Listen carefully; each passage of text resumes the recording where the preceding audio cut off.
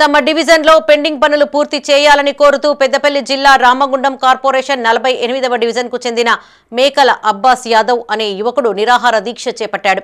ఈ సందర్భంగా ఆయన మాట్లాడుతూ డివిజన్ లో డ్రైనేజీల నిర్మాణ పనులు ప్రారంభించి సగంలో వదిలివేశారని వాపోయారు। దీంతో స్థానికులు తీవ్ర ఇబ్బందులు పడుతున్నారని ఆవేదన వ్యక్తం చేశారు। ఈ విషయాన్ని పలుమార్లు అధికారుల దృష్టికి తీసుకువెళ్లినా పట్టించుకోవడం లేదన్నారు। డివిజన్ లో గతంలో జరిగిన స్క్రాప్ కుంభకోణంపై విచారణ జరిపి రికవరీ చేసిన నిధులను కాలనీకి అభివృద్ధికి ఖర్చు చేయాలని కోరారు।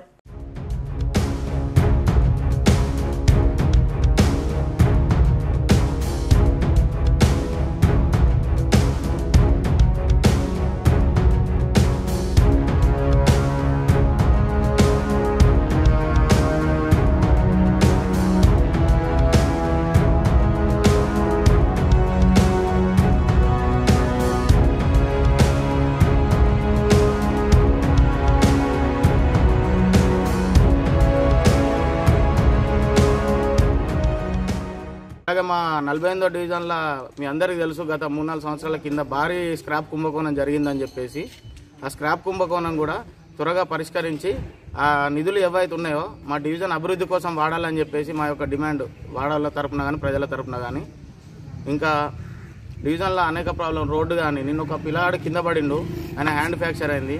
ఈ డ్రైనేజ్ లైన్ తీసిర్రు వదిలిపెట్టేసి వెళ్ళిర్రు ఎక్కడ పెండింగ్ అక్కడనే ఉంది ఈ వర్క్స్ త్వరగా పూర్తి చేయాలని చెప్పేసి నిరాహార దీక్ష చేయడం జరుగుతుంది।